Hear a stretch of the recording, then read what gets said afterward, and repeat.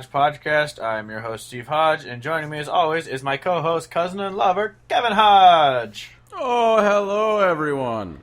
We're back again after another week-long break because this time we didn't have time. It's my recording equipment went to shit, and so the whole episode, I thought, pretty much what happened is we got done recording, and my recording was 5 minutes shorter than Kevin's. So I thought it just cut out for 5 minutes, and I was like, oh, that's fine. We'll just cut out 5 minutes of the podcast, and we'll do it. Nope, it was 5-second segments throughout the entire hour. And so it was just shot, and we had to scrap it. Yeah, basically, it's all Steve's fault. The reason we couldn't put out a podcast last week. And we recorded the whole thing. Yeah, don't make it... We don't want to make it sound like we realized that we were fucked up early on, because that's what professionals would have done. But no, we recorded the whole thing and only realized it was messed up as we were exporting the audio. And we're like, oh, wait, shit. Yeah, exactly. Yeah, and then it sucks, too, because it was a good episode. It was an entire episode dedicated to Sam Outlaw. Which is one of the things we discussed in the pod that is gone to existence now. It's gone forever. It makes me gone sad. Forever. When you type in Sam into Spotify, it aggravatingly suggests Sam Hunt first instead of Sam Outlaw, and it's very, very aggravating for people like me who hate things irrationally. Yeah. Oh, this is completely off topic, but did you see the article posted by Whiskey Riff? It was just to your friends who only listen to the radio, and it was just I did show them George Strait and all this. I just commented, I was like, I don't know who this Megan girl is, but she's my favorite author at Whiskey Riff right now. Oh yeah, no, I saw that. The only thing I would have to say though is that even if someone is a casual radio fan, if they don't know who George Strait is, they're just lost. Just as a person. That was when I remember when I did that Merle Haggard kind of tribute open mic last year. I opened it up with I think the first song I played was Mama Tried, and I was just like, if you don't know this song, your parents didn't raise you right. Yeah, no, it's I don't know, especially since George Strait's still releasing albums now and still on the radio. If you don't know who he is, Jesus Christ. Yeah. Speaking though of open mic, I wasn't even going to bring this up, but it was cool. Yesterday, how convenient! Yeah, yesterday I did my first open mic in over a year or so, and it was really fun, and I forgot how much I miss being on stage. It was a lot of fun. Yay. As the attention whore that I am. And I played a couple of my own songs, which hopefully I'll make public to everyone listening to the podcast soon. And I got some compliments on the ones that are about the ex-girlfriend. Which is everyone's favorite song that I've written. And then also Six Pack, which is a fun song. So, I'll probably put those on the podcast at some point. But, yeah, so that was really fun. I love doing open mic, and I hope I can do more again because they're really fun. Even though no one knows my songs, they still kind of... You enjoy listening to other people playing music, so... But, yeah, so last week we did, our topic was completely just Sam Outlaw. We went into him for, 45 minutes or something as we normally do. But since we lost it all, we didn't want it to go to waste. We still want to talk about Sam Outlaw. We don't want it to be, just skipped over him. So we still want to do, what we kind of want to do from week now on is instead of going through the discography of every artist and just kind of going CD by CD, we decided that we're just going to make a top 5 or 10 list depending on how much music each artist has out. So we're going to do we both have different lists that, well, at the time we didn't know each other's, but now we kind of do, of our top 5 favorite Sam Outlaw songs, and we'll kind of go from 5 to 1 to our favorites. So, because, and we're going to, with no digs meant at Sam Outlaw by giving him a shortened session now, but after having done the full pod on him, trying to do another full one, repeating the same shit that I talked about literally a week ago would be really weird, and I would not know what I had said before and not said, so we decided we'll just, we'll put this segment, at the beginning of this podcast, and we'll give it a, good chunk of time. But, yeah, so, yeah. Yeah, and then, so I guess we'll just get right into it. So, our top 5, my number 5 was his song, Country Love Song. which is... Which is a great song. Oh, I just saw you pull up your list. Did you have your list written down from last week, or did you have to re-listen to find it out? Okay. Nope, I wrote them down. Okay, I was going to say, because remember you said you were like, I forgot what I did. But yeah, so... I forgot where I put it, but I found it. So Country Love Song, you described it better than me last week. It's about him being away from his wife and... Yeah, I described it wonderfully, and now it's gone forever. I know. And I will never be able to replicate how great I was. We're officially a podcast with a lost episode, and it makes me sad. Yes. So eventually when we're, like, super famous, there'll just be, like, you know, myths written about how great the lost episode was. It was too good for the mortals. That's why it had to be... That's why it had to be gone. Exactly. But no. Back to Sam Outlaw. You know, Country Love Song. I love that song, and the one I talked about before was it was really nice. You know, the way that it's written, where it's not just this song about like I love my lady friend, and that's, you know, like I'm just gonna write a song because like the crux of the song is I want to write you a country love song, and it's like I think you deserve it, but it's not just I love you so much, here's this song I want to write you. It's him, he's out on the road, he's left his woman and his child behind, and he's writing from the perspective of like, I hope you still love me even though I left, and I hope you understood why I had to go, and it's not that, you know, I don't care about you, it's more like, you know, doing this for you. And so like there's all of those elements in there that I thought was really awesome, instead of just like on the surface, you see the song titled "Country Love Song," and if you read the one lyric that says, "I wish I could write you a country love song," you'd be like, "All right, well, screw this." But there's a lot more going on to it, and I like it. Yeah. So yeah, you're number 5. My number 5 was "Everyone's Looking for Home," which is a great song. Leads off the second album, Tender Heart, and is like kind of a song about everyone's kind of lost trying to figure their shit out, really, and kind of a song about making that feel okay. And so babies. I just... Making babies. I'm making gravy! Exactly. Yeah. I love that song. But then my number 4 is actually Country Love Song, so I won't talk more about that one because I already discuss it. What was it about again? I forgot. I think it's something about, like, NASCAR.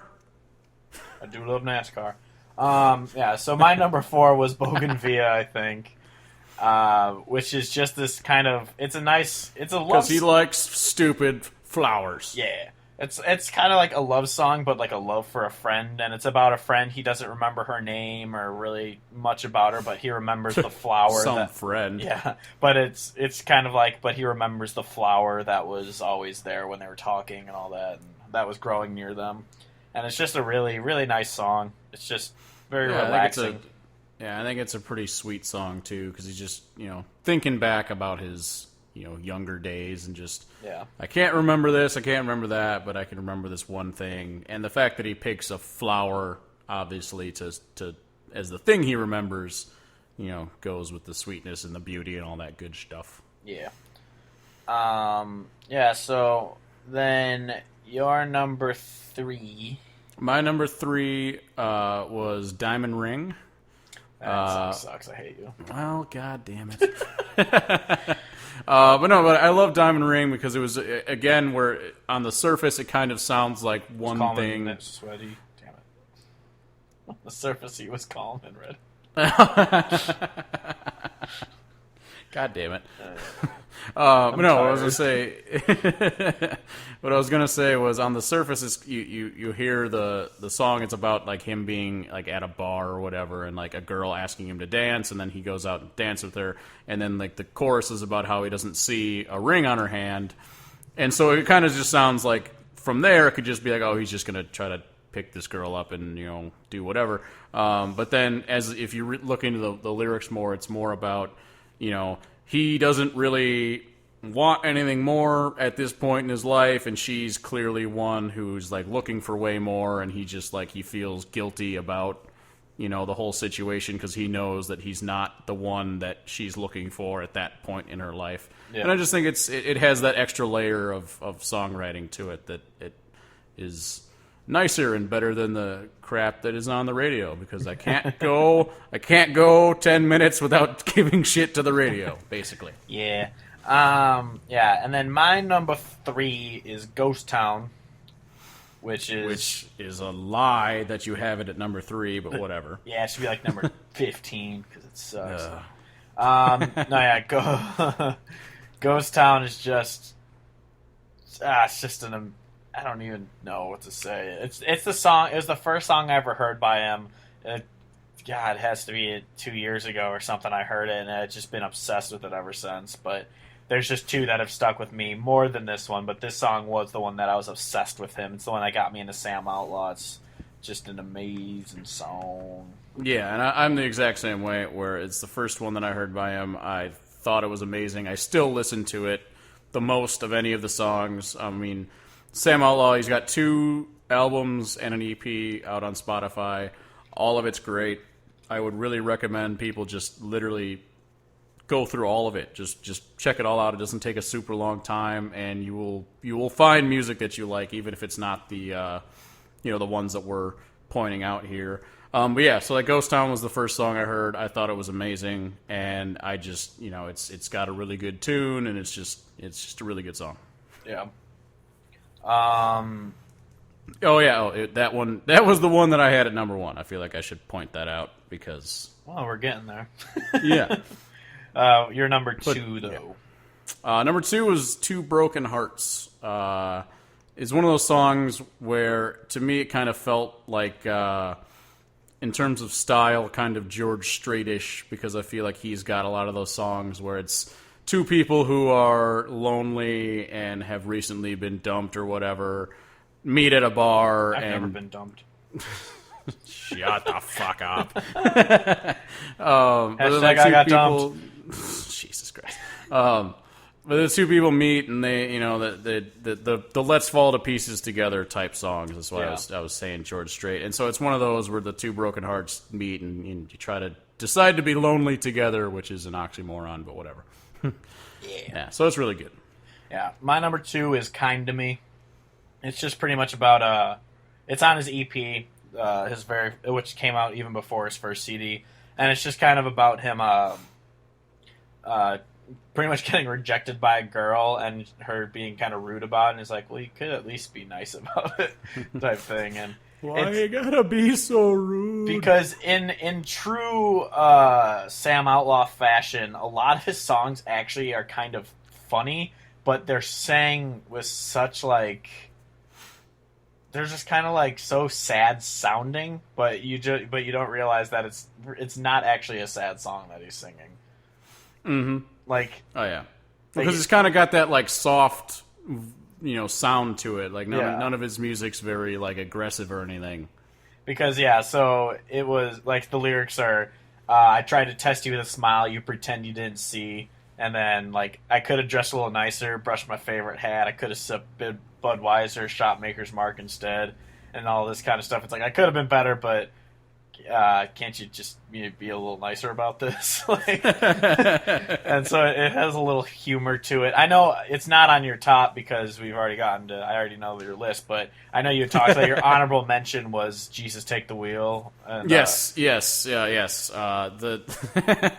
I love that song because it's, it's just like you're saying, he's got this humor element to it where he's not even necessarily trying to make it sound super funny, but the song's called Jesus Take the Wheel, and then in parentheses, and Drive Me to a Bar. And so it's just really funny that it's this breakup song, and he's just all right, Jesus, you're going to be my DD and take me to the bar. But the thing about it, too, that I love is the fact that it's a song titled Jesus Take the Wheel, and it's amazing, unlike the goddamn Carrie Underwood song, Jesus Take the Wheel, in which she encourages taking your hands off of the wheel when skidding on black ice while you have your child in the car, and just praying that you don't roll over or go into oncoming traffic. She just says, throw your hands up in the air and say, Jesus, take the wheel. And that shit drives me insane, and that's why I love this song, because it's a much better version of a song in which the title is Jesus, Take the Wheel. Yeah, I love that. Yeah, so, and then your number one, as we said, was Ghost Town. Yep. We went into it a little bit, and it's a hauntingly good song. It's just real good. My number one is She's Playing Hard to Get, and then in parentheses, Rid Of, so She's Hard to Get Rid Of, or Playing Hard to Get Rid Of. I love this song. Up until recently, it wasn't even really on my radar, but obviously part of it after certain life events, and part of it after just it's such a good song that I had to push it past Kind to Me and Ghost Town to make it my number one, because it's about a girl. He was in a bad relationship, and then the girl kind of pushed him out of it, kind of was being bad to him and pushed him away. And so when he finally got over it and walked away, she's like, but wait, no, but what about me? So it's like, now that I'm gone, and now that you're out of my life, you're playing hard to get rid of. Like, now you won't leave me alone now that I'm done with you, type thing.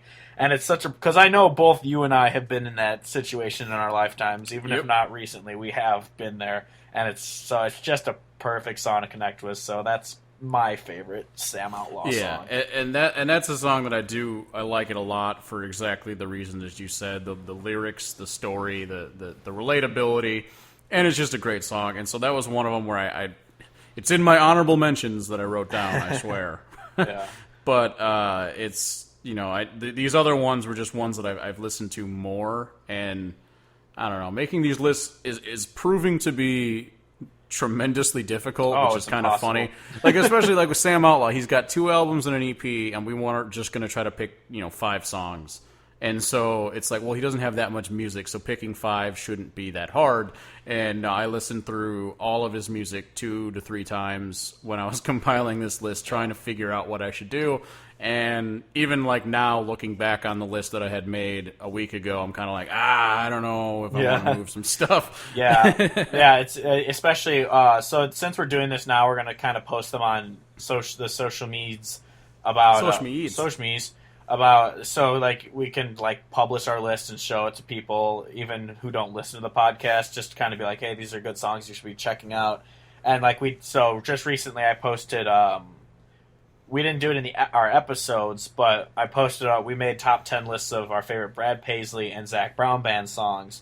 So if you want to check those out, some of them are singles, some of them are hits, some of them are unknown, like you had Cigar Song and I've Been Better on your top 10s. And I love those songs. Yeah, and like A Man Don't Have to Die, I had Oh Yeah, You're Gone. Like those are all songs that no one really knows, but they're so good we want to make these like that's pretty much. I know we've discussed it before. It might have been discussed in detail on our Lost episode, but the reason why we made this podcast was we wanted to not only introduce artists that are unknown, but songs by known artists that people don't know because they only listen to the radio, so they miss out on these amazing songs that shouldn't be missed because they're like really well written. Yeah, exactly. And like we talked about when when we were doing the Brad Paisley podcast, it was like, I'll be the first one to tell people that, like, honestly, I don't listen to Paisley that much anymore because of, he's hit this point where he's released enough, in my opinion, not good albums in a row where I'm just like, I can't listen to your old stuff as much anymore because all I think about is some of your shitty songs. I can't listen to I've Been Better and then think about being an accidental racist. It just ruins my day. But it's a hit. But I can't take away the fact that, like, he is so insanely talented and he does have so many of these great songs. And so, like, like you're saying, that the pod is all about that, like making it so even if people are like, well, Brad Paisley's got, this terrible music that I've been hearing lately on the radio, I'll be like, yes, but wait, check this out. And then, like, that's why we do it, basically. Yeah, and then in this, obviously this episode, outside of Sam Outlaw, we're going to be talking about breakup songs and stuff. If obviously you've read the title if you're listening. We have a title? Yeah. And but the thing also with the podcast is we're not journalists, we're not historians, we don't know the biographies of all these artists, so we're just trying to talk about songs. Occasionally we will go into backgrounds of people if they kind of interesting lives. Like we went to not Sam Outlaw, Jason Isbell's life, and we got yelled at for it because we were wrong. Although technically we weren't really wrong as much as we were just like we just left out facts, alternative facts, Kevin. Exactly. We didn't fake news. We got fake newsed. Yeah, yeah. So that's the whole thing with it is we're not. Yeah, we just want to talk. We just want to. The whole point of this podcast, the whole point of everything else we've been doing via internet, which hopefully we'll be able to announce eventually, is we just want to get the good music out there. It's not about. We don't ever plan on making a cent from doing this podcast or anything else we do. We don't plan on any of that. We just wanted to. We started this. We bought recording equipment. We're like, let's just make a podcast about country music, talk about the stuff we love, and try and get the people whose names deserve to be out there. Yeah, because we're heroes. Absolutely fighting the good fight. We are fighting the good fight. Yeah. But yeah. So yeah, that's really all we have to say about Sam Outlaw. Unless you have anything else to add. No. Just I don't think so. Just listen to his music. Yeah, no, seriously. Like I said before, just listen to all of it because there's not that much of it right now. It's not like I'm saying, hey, check out all of George Strait's music because it dates back to the 80s and That's there's like impossible. 25 albums. Yeah. But, like with Sam Outlaw, he doesn't have that much out there right now, but it's all good, so just check it out, please, seriously. So moving on, before we get into the topic, we got two things. The big news of the week is Chris Stapleton has postponed 3 weeks of shows, and he's canceling his CMA Fest appearance. So he's canceling shows from June 1st to June 17th, which is a total of 9 shows, including the CMA Fest. And it's because of a hand injury that he suffered. So Too much baiting.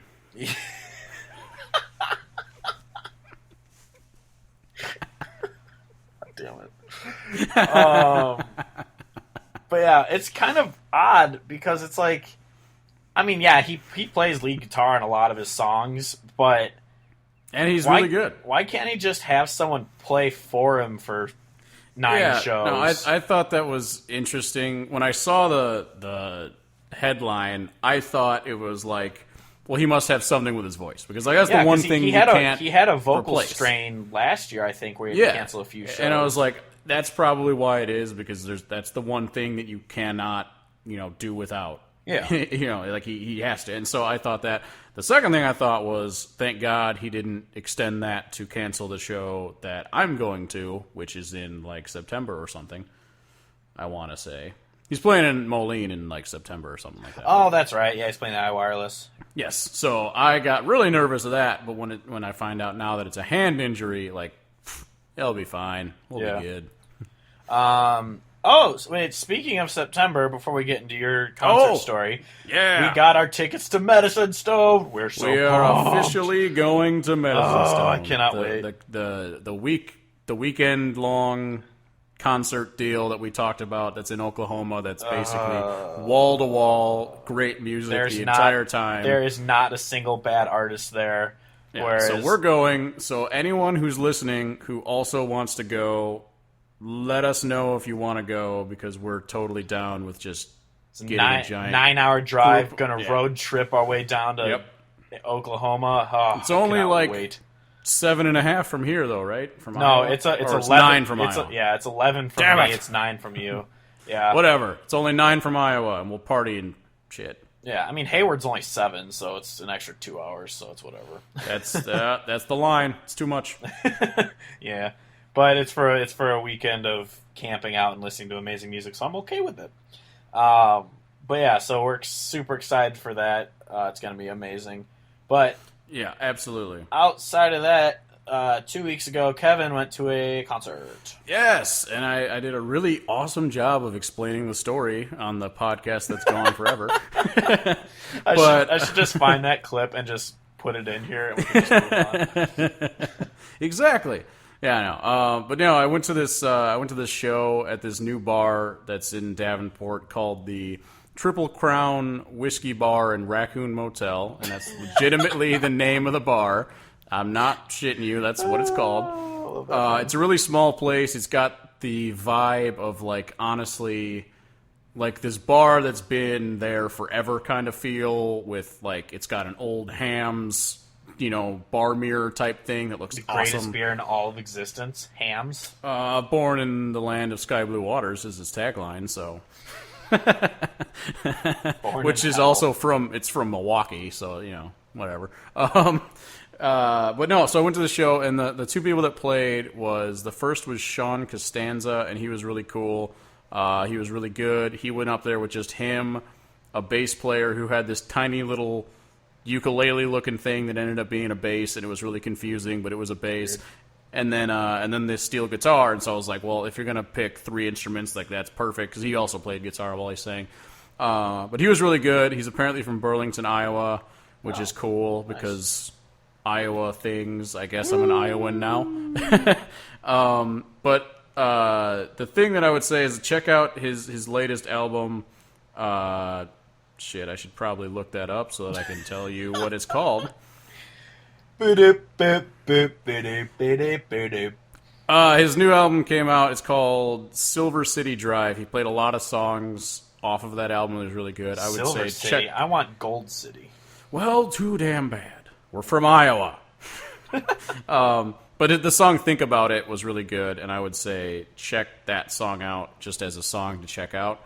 But then the headliner was a guy named Zach Schmidt, and he was really good. He played by himself, and he got a lot of sound out of the guitar, which is awesome when dudes can put on a solo show and get a lot of sound. When I saw him for $10 at Rubco. You're gonna die someday, Steve. saw Alabama for $5 at the county fair. Exactly. That's your Alabama for now and forever. For anyone who doesn't know, that's what our dads always. Anytime Alabama's brought up to my dad or Kevin's dad, they go, we saw them for $5 at the county fair back in. It's also not even that. It's like talking about spending any amount of money on any type of music anywhere. It's just, I saw Alabama for $5 Kent County Fair. And I'm like, yes, I'm pretty sure that was one of the first things you would have told me when I was born, based on the frequency in which I have heard this story. Is this our church? But I was just say, Zach Schmidt, he's really good. I would say check out the song "Waiting on Me." It's really good.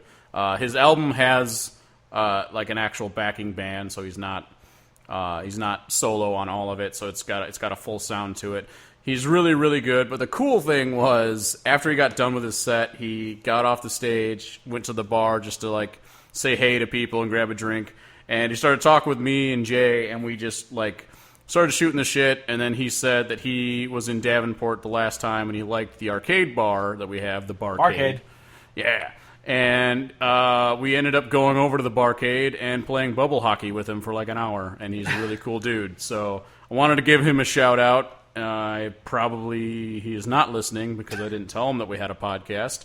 But if somehow he finds this, great shit, man. Loved having you around. If you ever come back, I will see you again.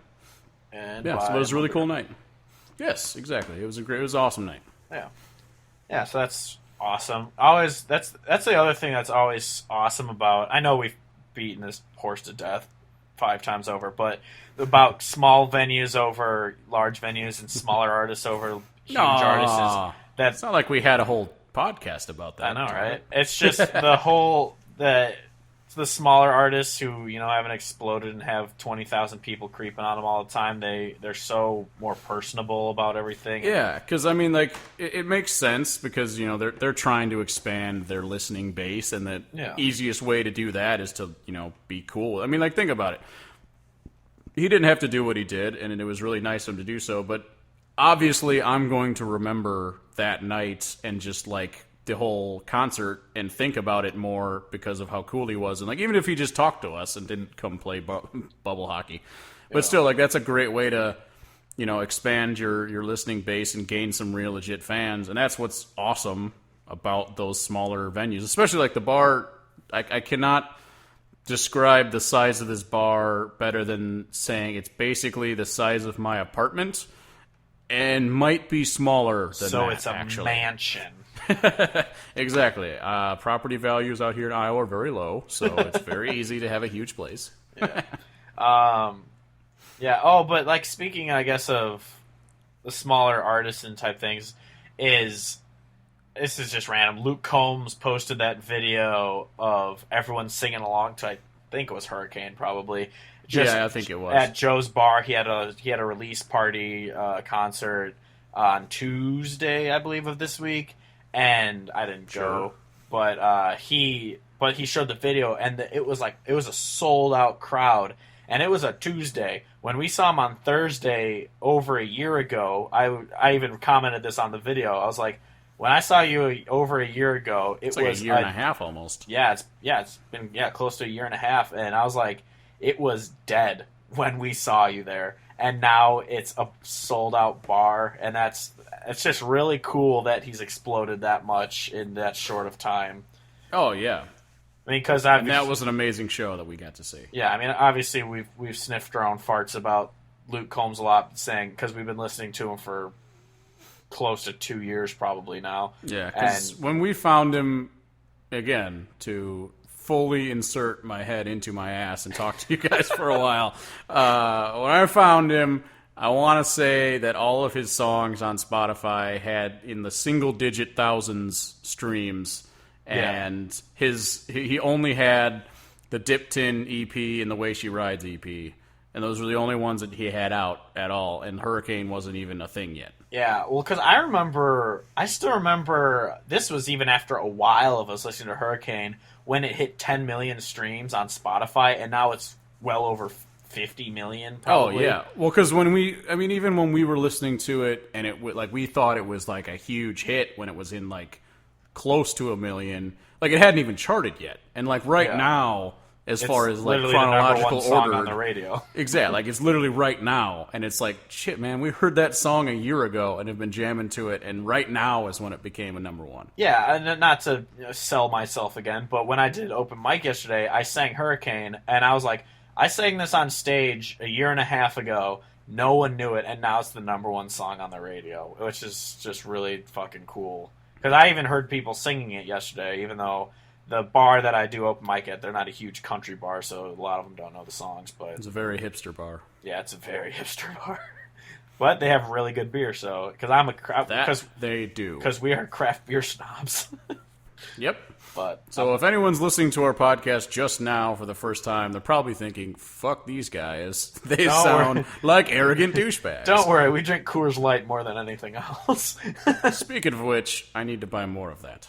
Yeah, I have like half a case in my basement I'll bring out too, but that will definitely not be enough for us. That won't even survive us an hour.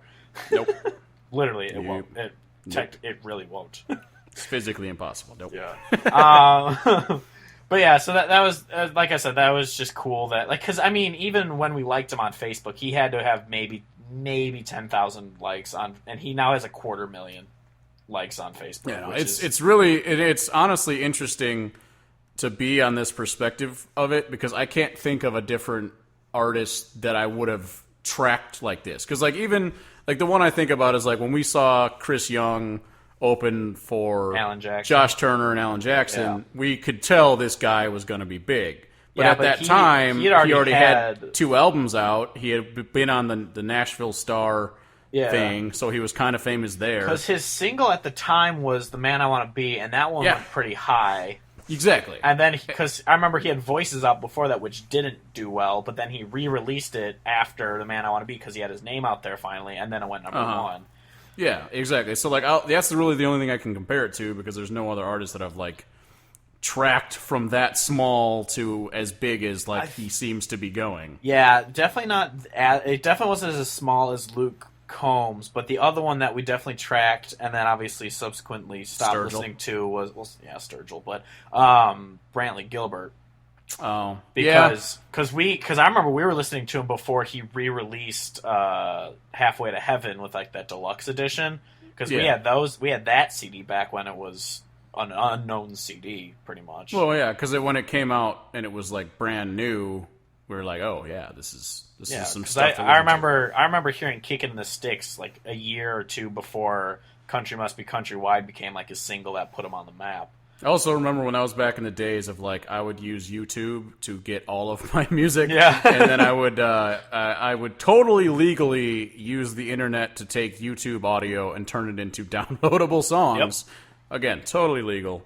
Nothing, Yep. no issues here whatsoever. None I remember at that because all. sometimes if you take the audio from a music video, it'll have like, it'll The have sounds audio of like that's people moving and stuff. well, yeah, but then in Kick It in the Sticks specifically, it has a bit where like they get in a fight, and so like the music kind of stops, and they get in a fight. And so I remember when I would listen to that song in my own legally downloaded for free version, it would just stop, and I would hear like a punch noise, and I'm just like, huh?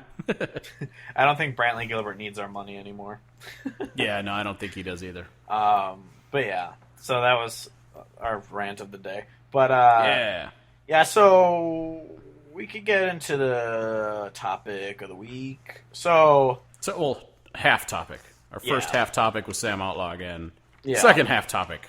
Yeah, the Making lists, because we apparently love to make lists now. as we've discussed multiple times on this podcast, is we did an episode about drinking songs back when on St. Patty's Day, but the songs we listen to the most are like the heartbreak songs. Really, I've said it a million times, but I will say it until I die. Sad songs are better.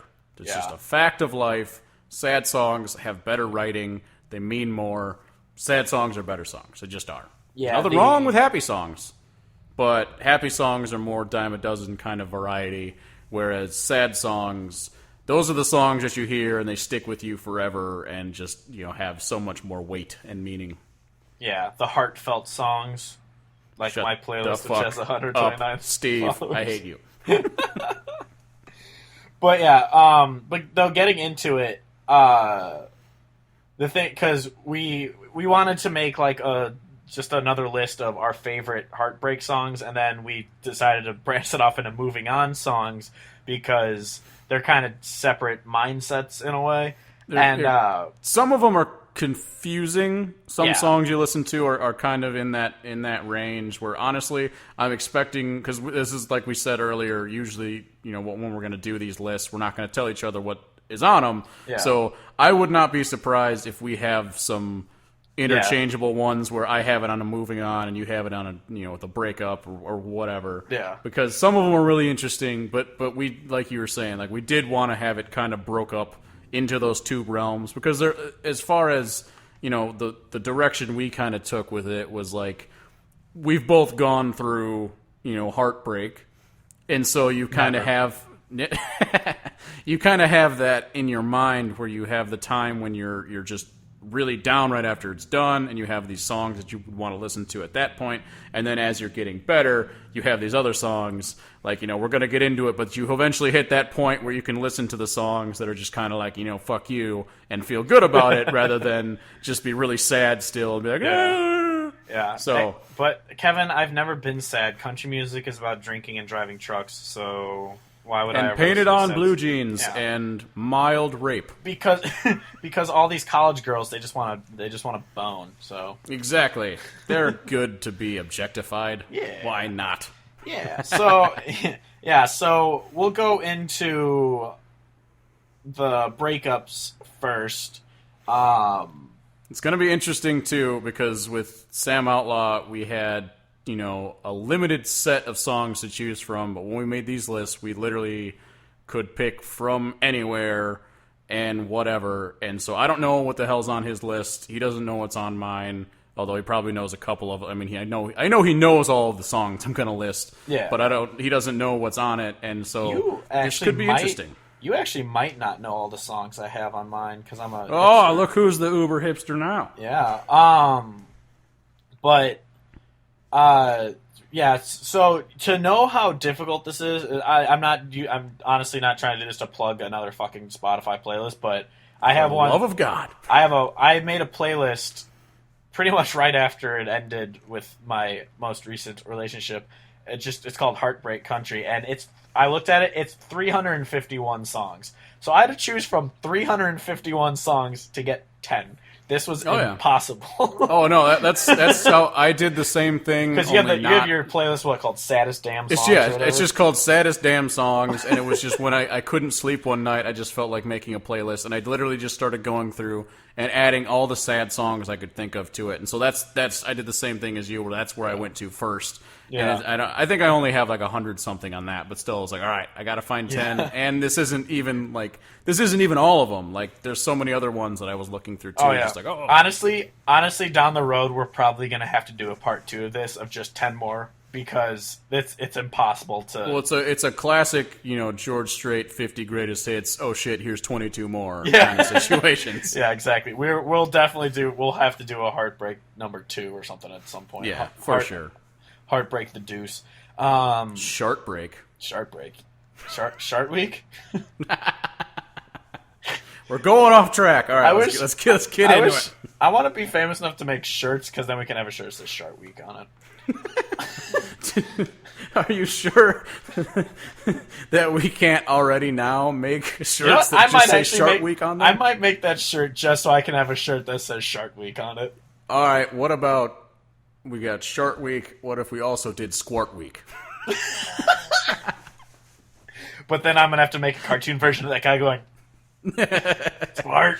All right, if no one has any idea what we're talking about, I'm sorry. You're going to be left in the dark, because we've got to get into this. Yeah. All right, yeah, so our top 10 breakup songs. Do you want to go first for me? Sure. I went with number 10. I went with Still Drunk, Still Crazy, Still Blue, Whitey Morgan, and 78s. Is that guy a country artist?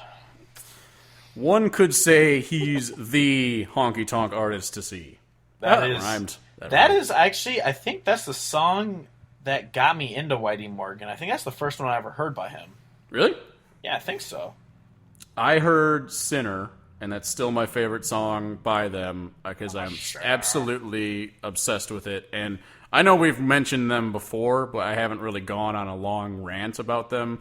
But Whitey Morgan is, in my opinion, there are 2 people on the top of the peak in terms of country music as far as people who are touring and releasing albums right now. They are Whitey Morgan of 78s and Cody Jinks. Those 2 dudes have their shit together better than any other artist out there, in my opinion. And both of them make absolutely kick-ass music that is live as well as recorded. And their shows are amazing. Totally awesome. So, and honestly, when I was doing this list, I couldn't think of what to do to cap it off, and I decided on using the Whitey Morgan song, so I could basically rant about them on the pod, have a reason to do that, and just because they're so good as a whole, I wanted to make sure I had him as a part of it. Yeah, he's yeah. I figured on our next podcast, I was thinking on one of the topics we could go to is just talk about all the concerts, but one of the that we've been to, just awesome concerts. Oh my god, we've been to so many. Yeah, and I mean, even though we've had an episode about festivals versus bars, but because I was gonna say that one of the greatest concerts ever was the Whitey Morgan and Cody Jinks concert. Exactly, it was that might be the show that, for the rest of our lives, is the best pairing of artists ever. We drove to Indianapolis to see them because it was just like, we're not missing it. Can't miss it. Yeah, no way. Not about to miss it. Yeah. So my number 10 is Up on the Moon by Dean Brody. I know I sent it. I have that song saved. I know that I do, because I remember as I was shuffling through all of my music trying to make this list. However, as I sit here right now, couldn't tell you. I remember I sent it to you, and you said you liked it, but you couldn't. But you and your dumb quirks of not liking things, you got mad when he pronounced favorite.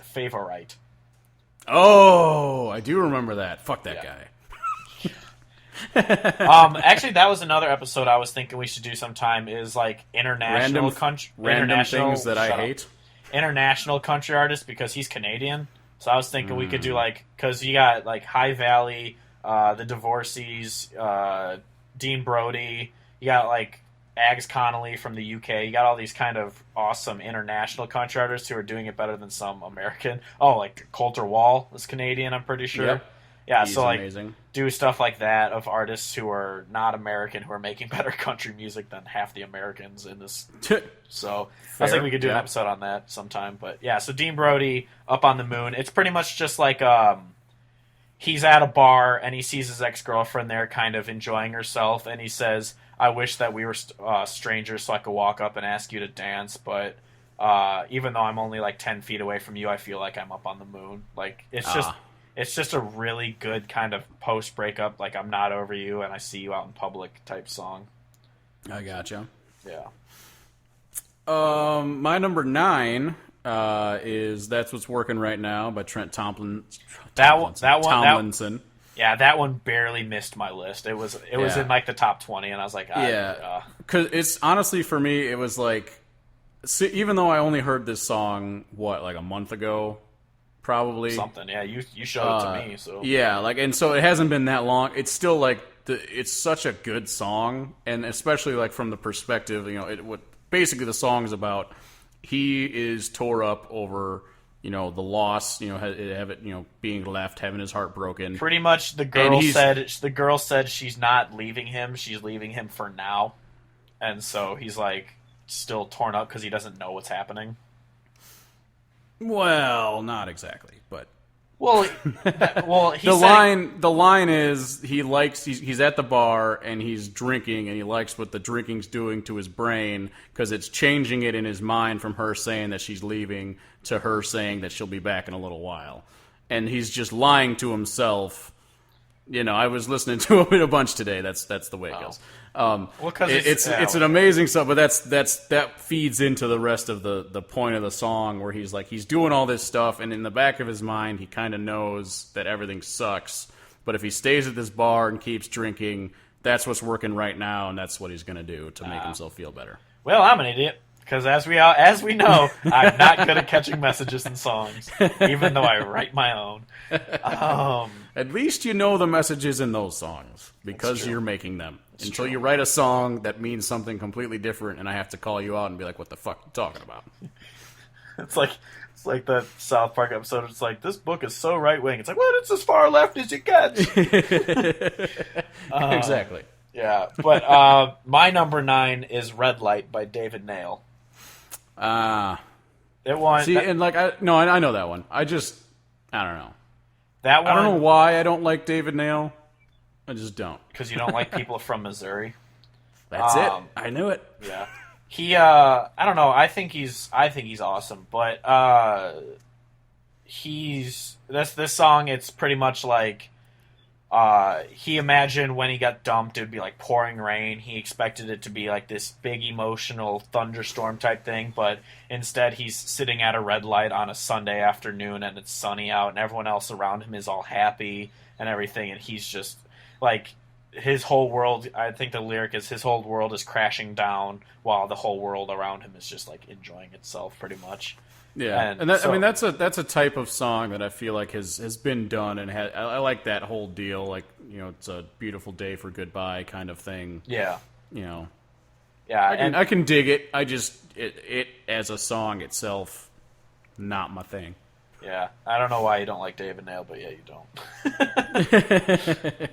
And I can't even think of a stupid reason to not like him. Like, the only reason I would understand people not liking David Nail is the song "Whatever She's Got," because that's one of those very laundry lists. I definitely do not like that song. He does have the lyric in that she's got her blue jeans painted on tight or whatever. That definitely does not help his case. But I don't know why I don't like the rest of it either. Well, because he has songs like that are. I mean, it might be another one of you don't like him because you don't like your voice, like you have for a lot of artists, but because he has. Because his song Missouri, but in the song he pronounces misery. Then he has a song like Catherine is another amazing song. Like, he has all these really good sad songs. But yeah, Red Light's the one I chose because also with this I was trying to only go because there were some artists where I had like 3 or 4 breakup songs on the list, and I tried cutting them down to 1.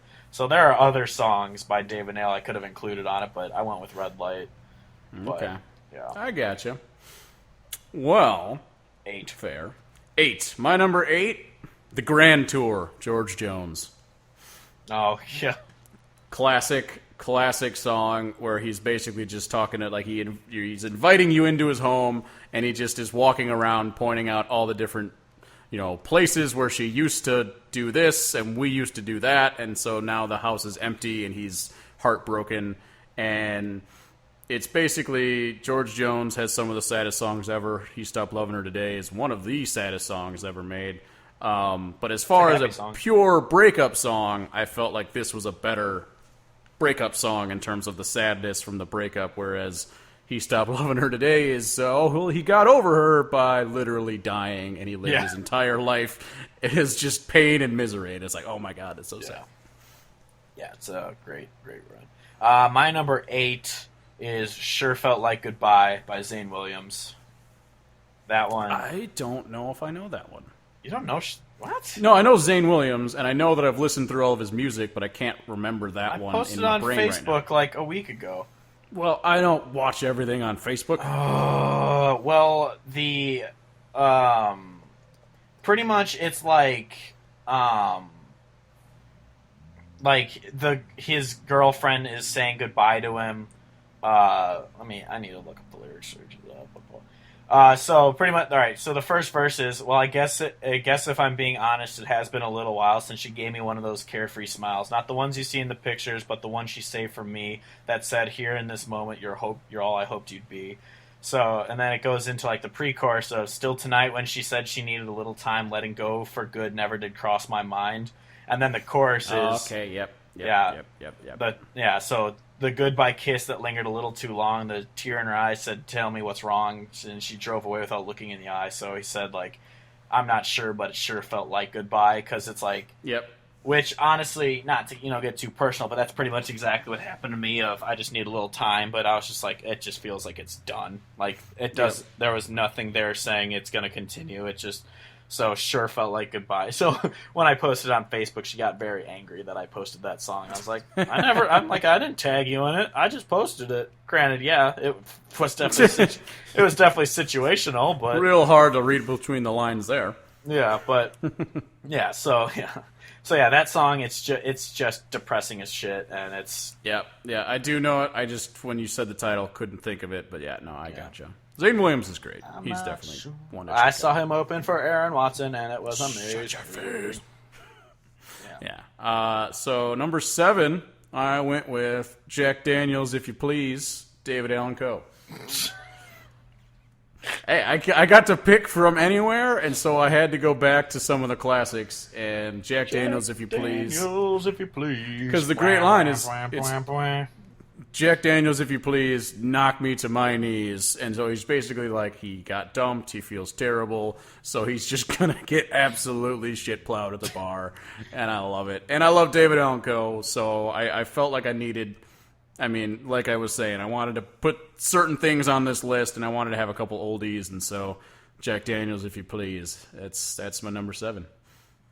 There you go. My number 7 is The Day We Fell in Love by M. Callahan. I know it's another one I've sent you before, and you probably didn't fucking listen. What? I'd never do that. Pretty much, it's just like, hold on, looking it up really quick, because I don't have the lyrics memorized in my brain. Oh wait, well, never why mind. not? They're not online because this is like a very unknown song, so I'm a hipster with it. But pretty much, if I'm right, which I'm usually not. This is probably not even a breakup song. It's probably just a happy song. Yeah. No, it was like, it's pretty much like this whole thing of him being incredibly sad, and it's just like, I wish we could go back to the day we fell in love. So pretty much just like, I want that feeling back of when we fell in love rather than where we're at right now. And it's a really, really depressing song, but it's really, really good. And also, I definitely wanted to give a shout out to M. Callahan because his music is really good, and he's a very unknown artist. But it's off of a great album title, Chicken on a Chain. Yeah, I remember I sent you that, and you replied, "What is with that CD title?" And I said, "Don't pay attention to that. Just listen to the freaking song." And you didn't, obviously. I definitely got distracted by the title of the album being Chicken on a Chain. Yeah, like a chain restaurant. I don't know. All right, moving on. My number 6, Between an Old Memory and Me, Josh Ward / Keith Whitley, because it was a Keith Whitley song and then Josh Ward did it. But the first time I heard it was Josh Ward, and I love it. It's a great song. It's just about going to a bar and being down, and then someone tries to talk to him, and he's just like, no, this is just between an old memory and me, and he's sad, and it's a great song. Yeah, it was tough for me. I don't have any Josh Ward songs on here, but it was tough for me not to put like Hard Whiskey on it, because that's a great one. But yep. Yeah, my number 6 is It Gets Better by Travis Meadows, which is a great song. It is legitimately one of my favorite songs ever. Like, if I had to make a top 100, it would at least be on there.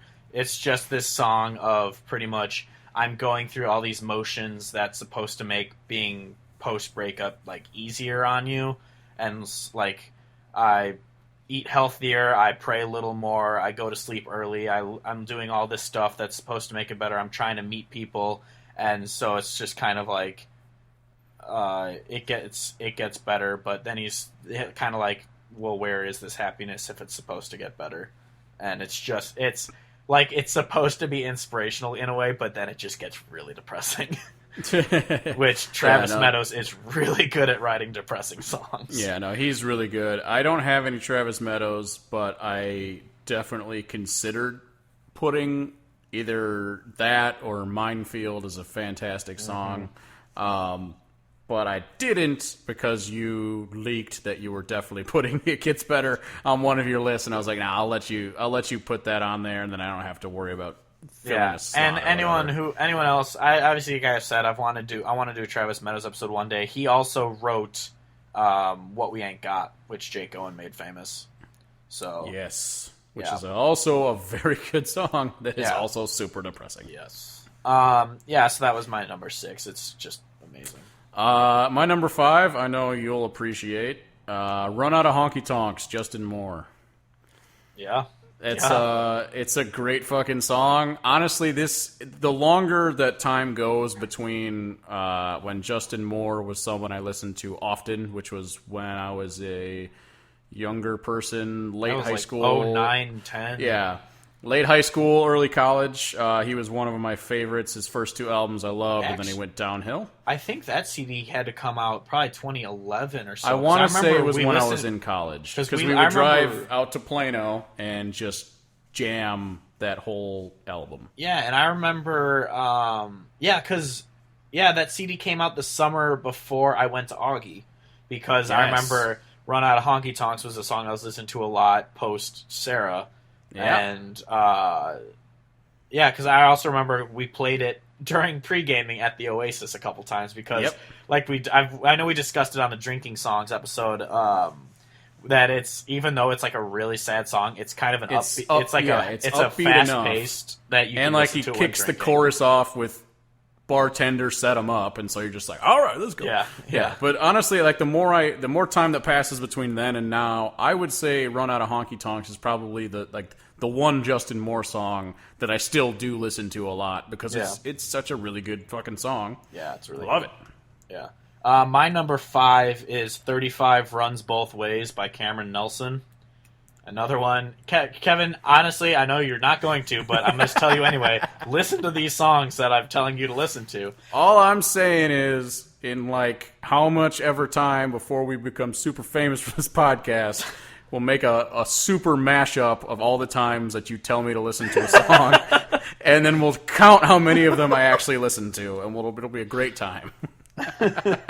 Yeah. But pretty much this song is... go away. I recognize the name. Maybe it's because you told me to listen to him, but pretty much it's about like a girl who, it's the very generic key, a girl who leaves him, but it's about her taking off onto a street called 35, and it's like she might be really gone, or she might be just down the street. If she loved me once, she can again, and so it's like I'm hoping she'll come back one day because 35 runs both ways. So it's pretty much That's how streets work. Yeah, so she's driven the one way down the street. Who knows? Maybe one day she'll drive back. So it's it's a really sad song. It's really good. So it's solid. Now my number 5. Yeah. Number four, I cheated, and you also kind of touched on this. There's certain people who have a lot of songs that are really good for this, and that you can't put. I didn't want to put more than one, and so I cheated and I put two. So at number 4, I have "I Don't Even Want This Beer" / "Hello Goodbye" by Tyler Farr. Yeah. Because hey, first spoiler of alert! all, I actually did this like 4 times on my list. I had 2 songs by an artist. you bastard. I know. But honestly, with this one, part of it is "I Don't Even Want This Beer" is a song that I listened to a shit ton. I was really close. The to last that time one I did have a breakup that was shitty. I listened to that a lot, and then I also did listen to "Hello Goodbye" a lot. And honestly, "Hello Goodbye" is probably better for the actual breaking up of the two. I mean, they're both amazing, and they're both breakup songs.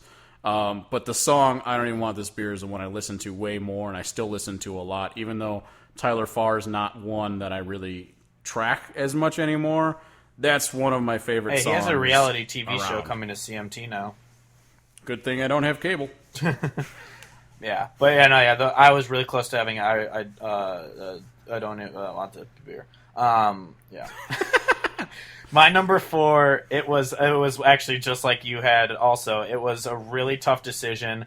I chose one over the other, but it was a really close between these two. "Amnesia" by Josh Abbott Band and this isn't easy, but I ended up going with "Amnesia" because I just think that's the better of the songs. Yeah. I think you could honestly just say the whole Front Row Seat album. Entire Front Row Seat, that is just the perfect way of listening about a relationship. It is that's what the whole album is. Legitimately, it's a masterpiece. Yeah, no, the album by Josh Abbott Band called Front Row Seat is literally, when you listen to it from start to finish, it's all about. It starts with meeting a girl, then they fall in love and start dating, then they fall in love. It starts with being single, and then it goes into. And they meet a person, and it goes through the whole thing, and then the relationship ends, and then super depression, and it's really a great album. And then the moving on kind of at the end. Yeah, so then, not spoilers, number 3 on my list is "Amnesia," actually. There you go. Because it's such a good fucking song. Yeah, well, yeah, my number 3 I chose to actually run out of honky tonks. But the other one I had kind of put there also, it was on my list of top 20, but I took it off so I could have Run Out Honky Tonks, was "Old Habits" by Justin Moore and Miranda Lambert. That is a really good song. Because that is just an amazing, it's just one of those of, we were so used to doing this, and and just old habits die hard type thing. It's just really depressing. But I ended up obviously going with Run Out Honky Tonks, because that one is my favorite Justin Moore song. Yes, absolutely. Number 2 is kind of an interesting one for me. It's "Stay" by Blackstone Cherry, but it's the song that Florida Georgia Line covered, and I fucking hate Gooch for ruining the song. But I love this song so much. I loved it since I heard it way back in the day before they even covered it, so I'm still good in terms of hating Gooch. I know that one.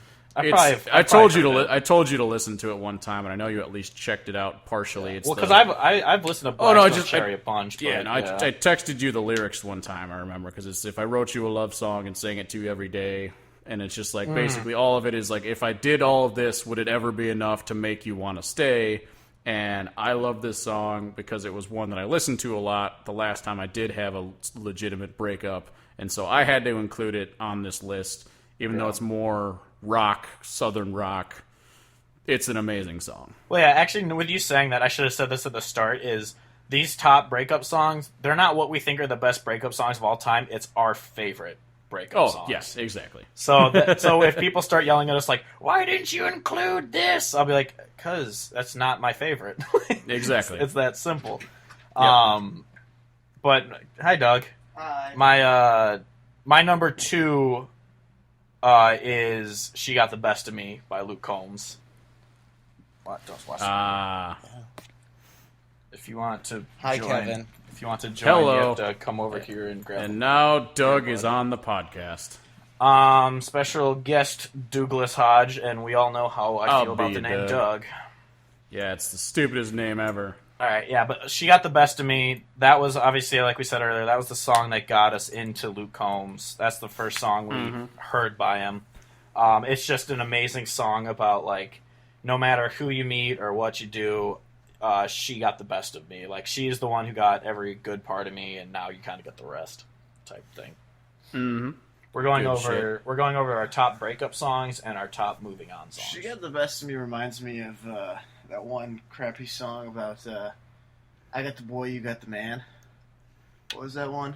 That chick singer was on the radio forever. Oh, I know what you're talking about. I don't remember what song it is, but I know what you're talking about.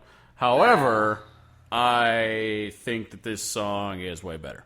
Well, yeah, I mean, it's a much better version of a very bad song, and it shows the same kind of concept. Yeah, I don't know. Yep. But yeah, so that was my number 2. What's your Numero uno? Numero uno, Kevin. My favorite breakup song ever, "Liquor," Matt Mason. That one was one that narrowly avoided my list too. But yeah, it's just tremendous because the crux of it is, I wish I could hold that girl like I can hold my liquor, and as a person who drinks a shit ton all the time. Yeah. That's a very real feeling when you're in a breakup. Oh, hey, Doug. When you're in a breakup and all you want to do is, like, basically drink her away, but then you realize that you're really fucking good at drinking, and, like, that one's just great. Yeah. Yeah, my favorite one is probably obvious. The mic is just falling towards my crotch. Let his dick It's speak. that boom guy outside of a movie just smacking people. My favorite one is one we've discussed in detail before, is I Can't Outrun You by Trace Adkins. That's a great choice. That is a great choice, because that is an amazing song. It is legitimately, I think, the most hauntingly sad song ever, almost. Because the only thing I want to say about that, though, is, unless I'm totally wrong, and I know that you're usually the one that gets the meanings of songs mixed up, but I want to say that song is about someone dying, not losing them in a breakup. It might be, but it's... I mean, it could be interpreted. And I it's never specifically avoided the dead songs. Well, it's... on my list. I mean, it could be about a dead song, but it's about loss. But it is... Yeah, it's about loss in general. Because 100%. Because the line is, I've had a chance with a girl or two, but... Like, no one's ever... I can't remember exactly, but no one's ever been like you or whatever type thing. So it's kind of... It could be it's breakup. Definitely it could about be death. Loss. Yeah, but I want to say that I'm 90% sure that song is about his wife or whatever dying, and then he can't move on. Yeah, it's whatever. It's possible, but it's about not being with someone anymore and being sad. Doug, what's your favorite breakup song before we move on to moving on songs? Off the top of your head. Breaking Up in a Little Town or whatever the fucking shit. Oh my God, you Sam hunted us. You get out of here now. Doug is no longer allowed on the podcast. Yeah. This weekend when we record, Doug, you're going in the fucking bathroom, and I'm locking you in there, and you will not be heard from. No, yeah. But do you have an actual breakup song you like, or is it actually Sam Hunt? I don't know. All my breakups, like what I listened to when I got my ass dumped a couple times, is always like just love songs that made me sad. Like Somewhere With You, probably by Kenny Chesney, was one of my top. So you listen to songs to make yourself feel worse. Yeah. Because then because you get so low and depressed that every little step of happiness is like a big deal.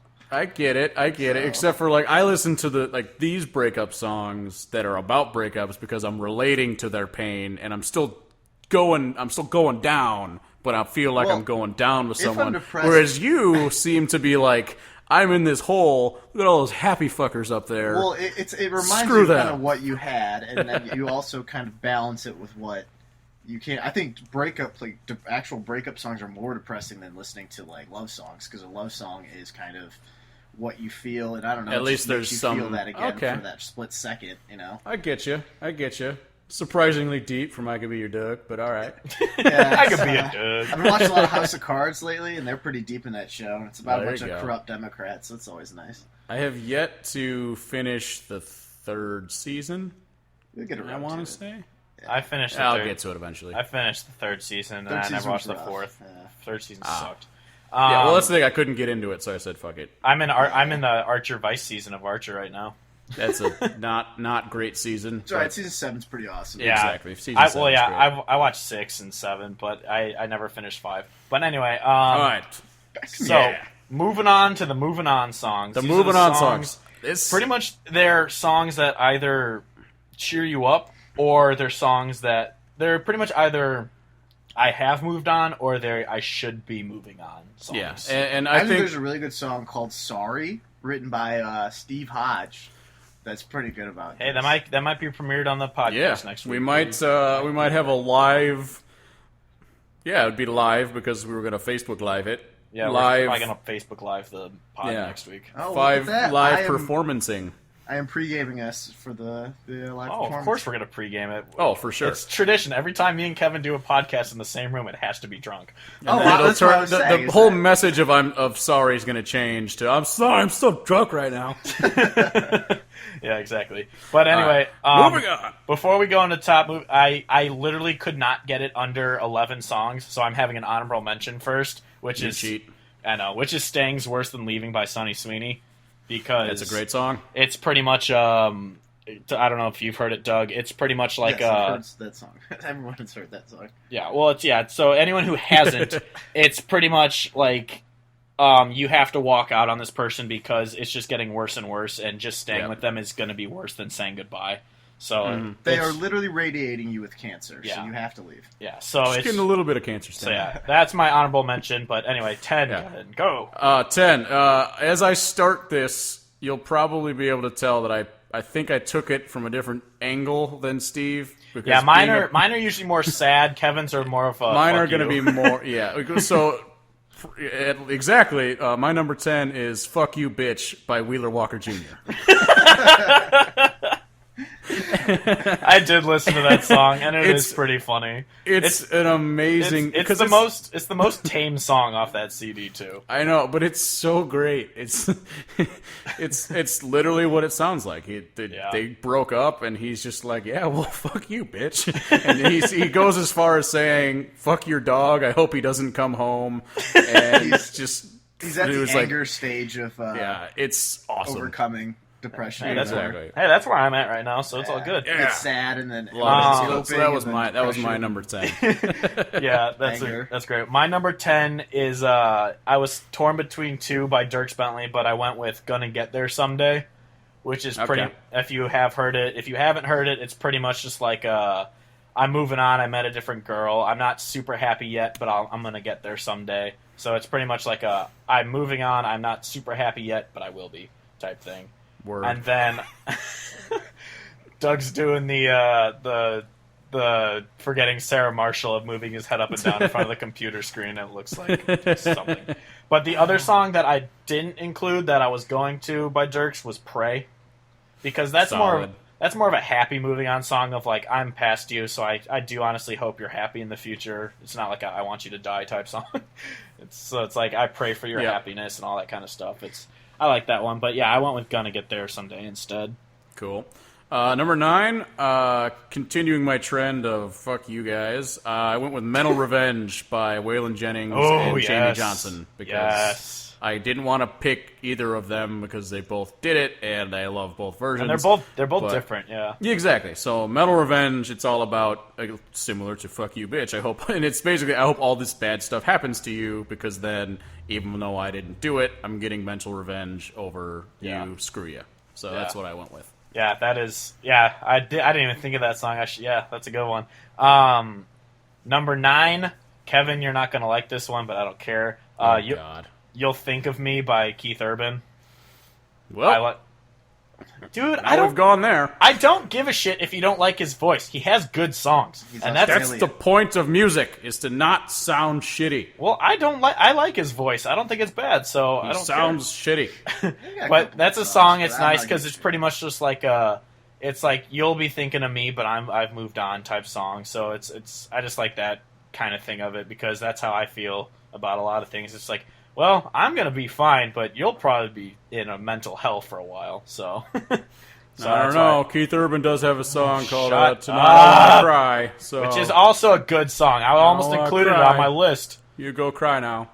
Have fun. Oh, yeah, because Johnny Cash didn't have a song where he said, "No, I cry, cry, cry." When I'm sad, I cry with It's my different. penis. He didn't sound super stupid when he did it. Whatever. Number 8, Kevin. And that was our segment called We Disagree on Keith Urban, and so we always yell about it. Okay. Yep. My next one, number 8. 8. Yeah, I was just saying, what? Number 8, I Don't Care About You, Cody Johnson. Even though it's not a breakup song or a moving on song, it's really more of like heading into a breakup. Yeah. But just from what I used it as in my own personal life, going through breakups and whatever. Yeah. It's one of those songs that as soon as you hit that point in your moving on stage of your own relationship where you can listen to this song and just like proudly sing along with, tonight I don't care about you. It's like, it's just a great song. It's a great meaning. And even though it's not a traditional moving on song, I think it works. Yeah, that is a really, really good song. My number 8 is Every Time I Hear Your Name by Keith Anderson. Okay. It's just, it's pretty much just like... You didn't want to go with Picking Wildflowers? Yeah. Yeah, so pretty much if you haven't heard this song, it's like I've pretty much moved on. I'm with a new person and all this, but every time I hear your name, it kind of brings back the memories of being with you. So it's like I'm over you, but I'm kind of not. I still think about you a little bit, but so it's kind of one of the sadder moving on songs, but yeah, I really like that one. Word. Number 7, I went with Flying Silver Eagle, Jamie Johnson. Oh, yeah. Because it's a great one where it's like listening to the song, it's really not sad like at all. It not at all, feel yeah. it. And so it's he gets left because his wife left with the banker man, and Jamie Johnson hates the banker man. He hates the banker man he so hates much. the banker man. But it's all about his wife leaves him for the banker man, so he takes the ring that he was going to give her, melts it into an eagle, and wears it on his necklace, and then ends up finding a homeless guy who got dumped and fleeced for all of his money, who was a banker man, and it just comes full circle. Yeah. That's a great one. What does he mean by banker man? Does he hate the Jews? Jews? He hates all the guys with all the money. Oh my god. It's probably more racist just to try to make that connection. Yeah, probably. Yeah. Yeah. My number 7, which is a surprise with how much we shit talk this artist, is I Know You're Gonna Be There by Luke Bryan. Luke Bryan used to be talented. Well, so that's the thing. This is the thing we've talked about a bunch of times. He was extremely talented. Then he decided to shit into our ears on a regular basis. Prior to that, he was a really good artist. So yeah. I got that. I'm down with that choice. Yeah, I Know You're Gonna Be There. Anyone who hasn't heard it, it's one of his kind of B-sides tracks from the Tailgates and Tanlines or whatever that shitty title for a CD. It's such a terrible title. Yeah. So pretty much it's just like I'm going to a party and I'm gonna bring a girl just to make you jealous because I know you're gonna be there. Yeah, song. That makes me think. I was thinking about putting Tailgate Blues onto one of my lists because I still do love that song. Yeah, I was close to doing Do I also. Oh yeah, no, and that's another one. Yeah, because again, he was very talented prior to the regular shitting into our ears. Yeah. So number 6. Number 6, I went with Every Little Thing by Carly Pearce, which I couldn't tell if I should put it on as a breakup song or a moving on song. But when I listen to it, I kind of feel more like she's looking back, and she's kind of talking about how she wishes she could not remember every little thing because she's trying to move on, kind of thing. It's such a great song. That one was it was in my top 12 for my breakups, and I ended up cutting it, but. Yeah, that one was really close to being on my list, too. Damn, it was on my top 13. Oh, Doug, you suck. I'll be a Doug. My number 6, I know it might have been discussed on... Oh, it was discussed on the Lost episode, actually. Better by Maggie Rose. It's just like I'm in hell right now, and I just want to feel better type song. Mm-hmm. It's like, that's all I want, is I just want to feel better. And so that's my number 6. Solid. Number 5, I went into the sad realm. I picked Today by Gary Allan, where that's honestly one of like the saddest songs ever too, like up there with the He Stopped Loving Her Today realm, where he's it starts out and you think he's gonna he's talking about how he's going to his own wedding, and then he turns out, oh no, this is the chick that he's still in love with, getting married to a different person, and she's so happy, and I'm still destroyed about it. And what I'm is like, it? Today should be the best day of my life, or something. Or no, today is the happiest day of her life, and he's like, oh shit. And I should be happy for her, but today, exactly. It's very very So decent. I went with that one. Yeah, that one was on my list, but that's another one that ended up getting cut. My number 5 is "That's When You Know It's Over" by Lee Brice. It's just like you're not a huge Lee Brice fan, but it's like pretty much it's like when the pain of finding out she's happy doesn't, or when you don't feel bad when you hear that she's happy, or like when hearing her name doesn't hurt and all this. It's just like that's when you know it's over. Like you're done, you're over her. Type thing. Yeah. Yeah, no, I think, and I think this was also discussed on the Lost episode, that I don't like Lee Brice because I heard him recorded live and he sounded like shit, and it bugged me that he was famous, but still couldn't sing anywhere close. That he has more money than Well, it just bugs me that artists who I like and are awesome, who can perform live and be great, are not famous. We definitely dude is singing not nearly close to what his recorded quality is when he does it live, and it's like, well, screw you, man. Yeah, because we discussed that because we talked about his song "Boy," and because I agreed, and because I saw him open for Brad Paisley, and he wasn't good live. Yeah. But that was my number 5. So number 4. I went with "My Bed," the Sonny Sweeney with Will Hoagie. Hogue. They said Hogue on the Whiskey Riff podcast. I still say Hodge because it's spelled like Merrill Hodge from ESPN. So, and that's our name, so woo. So I say Will Hodge. But that's the song where it's a great song, and it's just from the perspective where they're not broken up yet, but the whole deal is like you're just a person sleeping in my bed. Like their romanticness has gone away completely, and so I treated it as a moving on song from the perspective of they both are kind of done with it, but they're just kind of staying together for whatever reason. So they need to move on. Yeah, that I can't remember which list I had it on, but I ended up cutting it. I almost had "Either Way" by Chris Stapleton for that same reason. Yep. Because that's just I had it written down. Yeah, because that one's just we're still married. We still act like we're happy in front of people, but even if you want to try and make this work, I'm not going to love you either way. Exactly. Yeah, it's great stuff. The Crown is a pretty good song. What? The Crown's pretty good. Yeah. My number 4, it was another hard one to choose from 2 by Garth Brooks, but I ended up going with "Learning to Live Again." All right. Just about going out. Didn't want to go with 2 pina coladas? Yeah. No, the other one I was going to go with was "More Than a Memory." But great song. But that one, I just wanted to go with kind of the happier one because "Learn to Live Again" is just I'm not over this girl, but I'm out on a date with another girl, and I'm just trying to learn to live again. And then it ends up with he ends up enjoying his time with her, and then he asks at the end of the song if he can see her again. Stop touching me. So I just really like that one because it's a little more upbeat than "More Than a Memory," because "More Than a Memory" is just she's taking over your life, so she's definitely more than a memory in your mind right now. Yep. No, I hear you. Good choice. Yeah. Number 3 is where it gets interesting. For the first time, we have a crossover. I went with "She Got the Best of Me" by Luke Combs, which you had on your breakup songs, because I took it from the perspective, and this is, again, just from the perspective of where I'm coming from as an individual human being.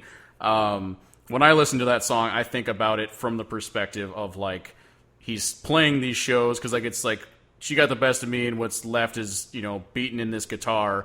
And he's this is all I can do, and playing these shows. And so I kind of looked at it from the perspective of, yeah, it's a breakup song, but he's moving on in the way that all he's got left is playing these shows and making music. And I took it as a moving on thing. Yeah. But I definitely understand it as a total breakup song because I didn't know which list to put it on. But I needed it to be on a list, and I needed it to be high, so I put it at my number 3. Nice. My number 3, I almost put "Today" by Gary Allan there, but I ended up going with "Life Ain't Always Beautiful" by Gary Allan instead. Yeah, Gary Allan was one where I definitely knew I needed to keep one of his songs on here somewhere because he has so many good ones that are on the breakup one. I was really close to having his song "I Think I've Had Enough" because that song is just ungodly depressing. I was torn between including "It Ain't the Whiskey" or "Best I Ever Had" because they're really good. But "Best I Ever Had" is a cover of a rock song, so I didn't want to include. I didn't know that. I really like his version though. But his version's better. If you haven't heard "Life Ain't Always Beautiful," that's honestly surprising because it's amazing. It's pretty much just like life ain't always beautiful, but it's a beautiful ride. So pretty much life can suck, but it's still worth living. The only thing about that song is that it's so. I mean, it was before I think the Dewey Cox movie, but the song from the Dewey Cox movie. Beautiful Ride is what the song is called in that movie. It's such a similar thing that all I think of when I hear that song now by Gary Allan is just John C. Reilly singing it and then dying of a heart attack on stage shortly after, and then it goes to credits. God damn. Anyway. Well, it reminds me of the one, I don't remember where I heard it, but they're like, yeah, life sucks, but it's the only one you ever have, so get over it. Yeah. Deal with it. Numero dos. Number 2. When I was doing the moving on songs, I immediately had 2 songs come to mind, and so you'll know what the 2 I know are exactly for sure. what they are. Yeah. But so what I put at number 2 was "Too Good to Call" by Rich O'Toole. It's again in the vein of "Fuck You" songs. It is a great moving on song from the perspective of when you can listen to this song. And the line, "Did you really give a fuck at all?" comes, and you're just like, then you're at a good spot in your moving on track. Yeah. But it's a great song. Rich O'Toole's pretty good, so for sure. I really like number 2. I really like Rich O'Toole, so I knew that one was going to be on it, so I didn't even bother including it in my list because I knew you'd have it. My number 2, actually, my last 2 are actually both really upbeat ones, which is nice. But my number 2 is "Holes" by Cody Johnson. Because it starts off really sad, where it's just like, I'm pissed off. I'm putting holes in walls. I'm putting holes in cans because I'm shooting them and all that. But then it ends up being like, today I put the shovel down. I climbed out of the hole and kind of looked around and whatnot. And it's just it turns into I'm not getting stuck in this hole forever. I'm gonna get out of this. It's all about the movie with Shia LaBeouf and the novel. It's about holes. Dig it out. But that is gonna go find all the gold. Stanley Yelnats. Stanley Yelnats. That's so stupid. But "Holes" is a great song. I do love that song. That was my favorite Cody Johnson song for a while, but I don't know what my favorite would be now because there's my favorite's not my favorite anymore. So I still love it, but it's not my favorite anymore. Yeah, no, I feel you there. I don't know what my favorite would be. Augie's clawing at the door. No, he wants to come in. You can't come in. He wants to be on the podcast.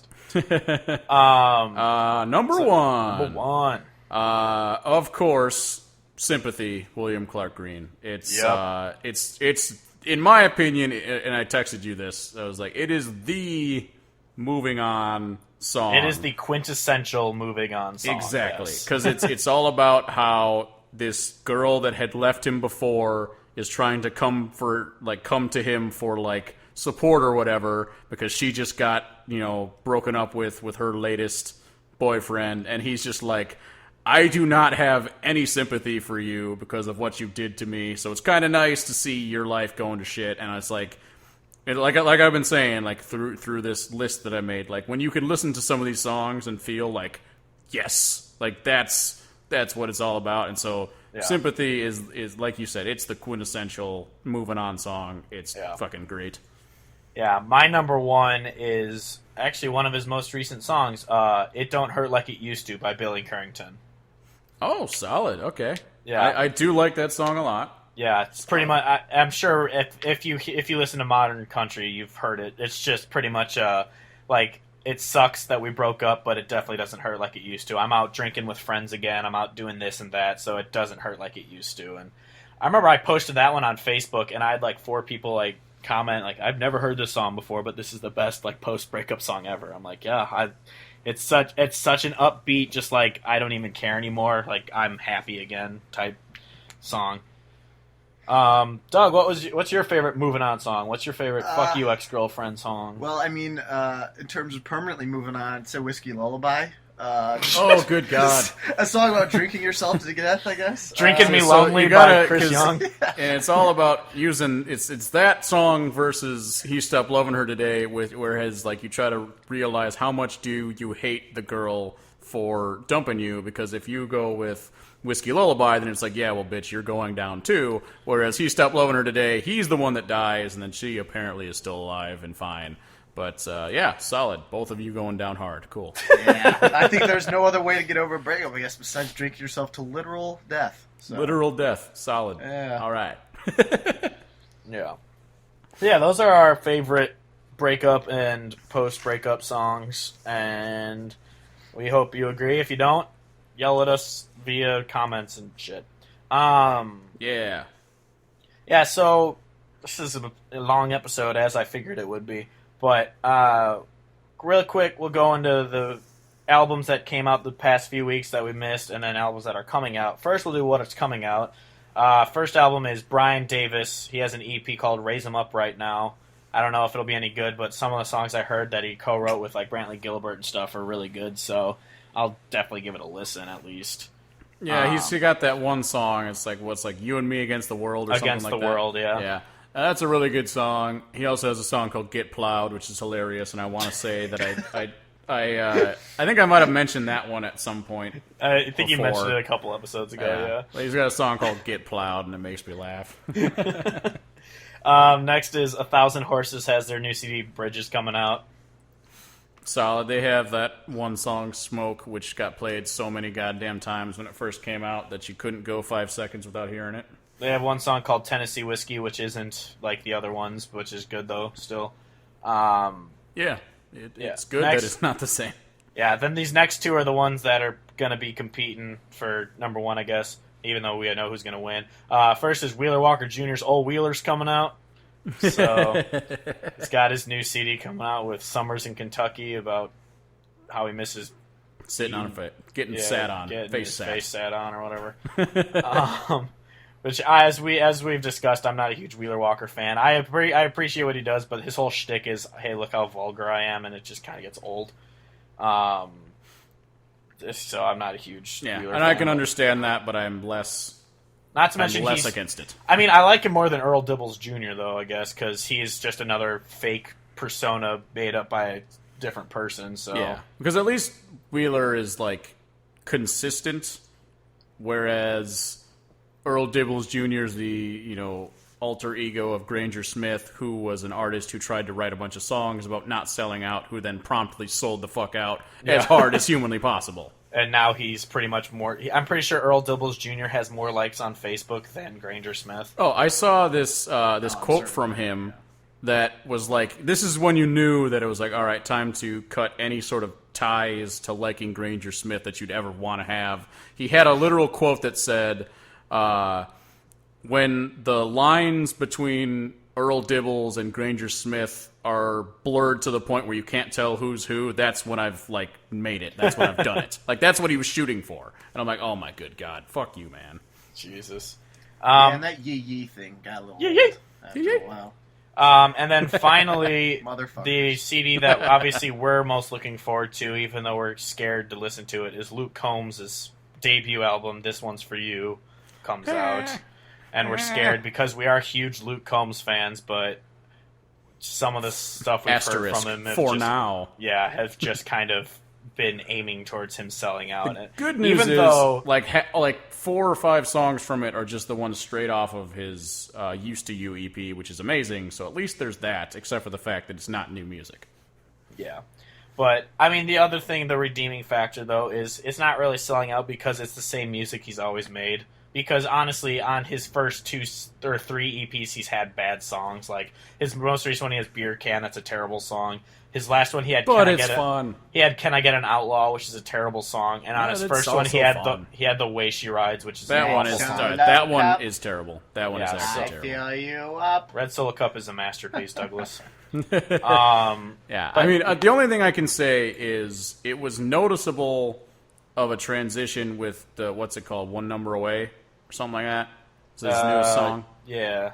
Like the drum beat, you could tell that it was poppy. I mean, you could hear That's the one thing I can say. Like, so even when he had like Beer Can, which is, you know, as far as a song and songwriting, it's a stupid song. At least it didn't sound like the actual sound of it wasn't like, here's this hip hop drum beat and let's talk super fast. But I mean, even though going into that hip hop sound type thing is, even Hurricane has it. I love that song to death, but even that has a poppiness sound to it, and it's not a perfect country song. But we're obviously huge apologists for it because we love that song. Yeah, but we found it first. You guys leave. Yeah, exactly. But yeah, it's a great song, but it does have the poppiness to it. Yeah, for sure. But so that's why I'm not worried. I don't think he's changing at all. I think he's just kind of maintaining that Hurricane sound. As long as he maintains instead of kicking it up a notch. Yeah, the second he has like fucking Colt Ford or Nelly in a song, or has a goddamn reggae song. Yeah, Island Song too. I will explode in rage. But yeah, so we'll kind of quickly review the CDs that came out 2 weeks ago, just because they were on the Lost episode. Really quick, Kevin doesn't like this. I enjoyed 2 songs off it. Rascal Flatts, Back to Us. They had the songs I Know You Won't and Are You Happy Now. Yeah, Doug doesn't like them either. Yeah, no. So, and like I said on the Lost episode, I said something along the lines of, if you would like to just have someone shit directly into your eardrums, go for it. Check out the Rascal Flatts album. Listen to Justin Bieber. However, and Rascal Flatts. Shit free since 03 over here. Not gonna listen to that shit. No way. Yeah, they Life is a highway. if you don't like their voice, then you'll never like it. But if you don't mind it, those 2 songs aren't bad. But next is Jake Worthington's Hell of a Highway EP. It's real good. Tremendous. Real good start to finish. Best songs off of it, in my opinion, are Big Time Lonesome and A Lot of Room to Talk. I know you had another song you liked from it. Oh, man. They're going to make me pull it up. Well, I can't remember what it's called. It's only 5 songs. Listen to the whole thing. I know, and that's why I feel bad that I can't remember what the hell it was called. Because it was A Lot of Room to Talk, and it was... Oh, it was the title track, Hell of a Highway. Oh, yeah. I'm an idiot. Yeah, next is another EP by Maggie Rose called More Dreams Than Dollars. It's a little poppy. It's kind of on the same level as Cam, as we said last week, but no one heard it. She has a song called Too Many Love Songs, which is just kind of another post-breakup song. Obviously, it's not either of our top 10 favorites, but it's a good one. It's just like, it's hard to get over someone when there's too many love songs on the radio. Yeah, I felt like it was kind of a little too poppy, so I was just, Yeah. There are too many love songs on the radio, though. That's pretty accurate. That is a legit. Rapey, I'm on a truck songs. But I want to hear more songs about my mom getting out of jail. Yeah, but well, my mom. And then they had a song, and then she had a song called "We'll Grow Out of It," which is also good. But yeah, it's a very pop. If you're a hardcore traditionalist, you won't like it. But if you don't mind having a little contemporariness to it, it's not a bad CD. It sounds kind of like Cam. Then Six Sanchez, Till the Last One's Gone. He's a very unknown artist. He has like 1,000 likes on Facebook or something. He's very unknown. But he has a song, the title track, Till the Last One's Gone, is really good. It's just like I don't want another beer till the last one's gone. I can't deal with another heartbreak until the last one's gone. Yeah, I thought Six Sanchez is a guy that could be really good. I felt like his songs that I listened to, good. His voice is really good. His sound was good, but I felt like the songs were kind of only okay. Well, yeah, like She's Got Her Country On was a very laundry something. List song. I remember it was some line about like something when she's frying a chicken, and I'm like, just shut up, dude. Come on. Yeah, and then the other one that I liked off of it was Dance in the Rain. It was like, it's like a don't avoid the pain, it's just learn to put up with it. So don't avoid the rain, learn to just like start dancing in the rain type thing. It was a nice song. And then finally it was the Steel Woods, Straw in the Wind. Yep, they were really good. Yeah, they're a very Whiskey Myers sounding band. They're like a very southern rock, country-ish band. Their title track, Straw in the Wind, was probably my favorite off of it. I was the same way. I think Straw in the Wind. And then, I don't know if you have it pulled up. I can't remember what the last title on it was called. It was a really good one, too. Let the Rain Come Down? Yeah. Evanescence, Bring Me Back to Life? Evanescence, Bring Me Back to Life, yes. Featuring the one dude from whatever, 12 Stones or some shit like that. I have no idea. Know. I know that song just has become a meme. Oh yeah, it's a meme. It is. It's a dank meme. Anyway, yeah. So that was from 2 weeks ago, from the May 19th releases. So Saturday Sandstorm. But last week, May 26th, Justin Townes Earle's "Kids in the Street" came out. He's the son of Steve Earle. He's a very Copperhead Road. He's a very folk country, like a Americana artist. He's very He's very hipstery, but I like his music. He's good. He's not one I listen to often, but he's definitely super, super talented. It's good. Yeah, I don't really have any. None of them stuck out to me as like songs I really loved from it, but it was overall just a good CD. There's nothing bad sounding on it. The next CD that came out was a various artists CD. It was Gentle Giants, the songs of Don Williams. And Pistol Annie's, Brandy Clark, Dierks Bentley, Chris Stapleton, Alison Krauss, Jason Isbell, Garth Brooks, and a bunch more covered Don Williams songs. And I listened to it all. It was obviously really good because they're Don Williams songs and they're sang by talented people. So I really liked the CD. Yeah, then obviously his big song was sung by the Pistol Annies. Damn it! Yeah. And then because I love Tulsa Time, it's such a good song. Yeah, and then finally, this CD it just popped up on iTunes, so I started listening to it, and it was really, really good. Was this band called the Easy Leaves, and they had an EP called The Wheels come out, and they're just a very old school sounding country band, so I really, really liked that one. I have the whole thing saved. I listened to the first song right before we started recording, and I liked it. Because you didn't do your homework again. I did my homework. I made my lists. And I haven't really, what we're listening to, I haven't really been listening to anything except all these songs to get ready. Yeah, no, it took too many songs to make these lists, so that's all I've been listening to, other than, Sam Outlaw 2 weeks ago when we did the Lost episode. Yeah. I've been listening to Kendrick Lamar lately. He's pretty good. Cool. You can leave. Anyway, I did listen to his new album, though. That's pretty good. It is a good album. Yeah, so that's really all we got for this week. That's a long-ass episode, man. Yeah, that's a long one. If you're still sticking around, there's a secret message hidden throughout this podcast. If you stop it every 45 and a half seconds. Even at Niash. Gerg Egdo. Gerg Egdo, the MySpace pedophile. Anyway, where you can find us on Twitter, Facebook, Instagram, SoundCloud's all at The Hodgecast. You could email us at thehodgecast@gmail.com.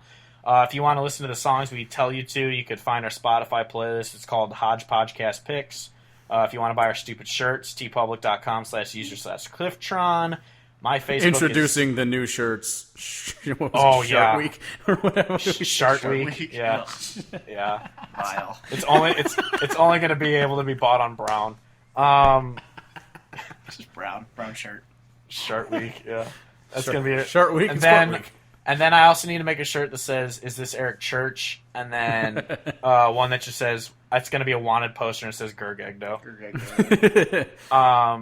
Yeah. I feel like we should get koozies that just say Noon Eastern, and we can just put our beers in them and start drinking because it's Noon Eastern.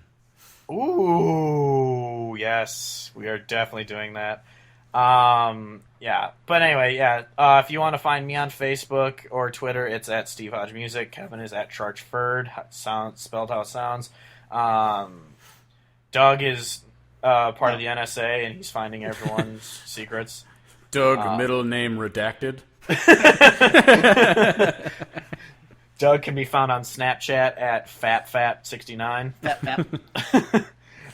But yeah, and so his Facebook is Doug. I like fat women. Hodge 69. I like 420-666.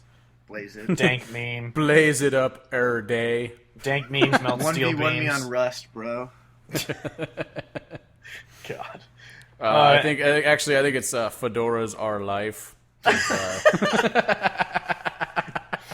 Jin Yang. Fidget spinner man bun. Jin Yang. Anyway, yeah, so that's it for this week. I hope you enjoyed our dumb rants as always. Next week we'll be talking about Sam Hunt. Stay tuned. So until next week, I am Steve Hodge, joined by Doug and Kevin Hodge, saying goodbye, good night, and good Charlotte. Squart.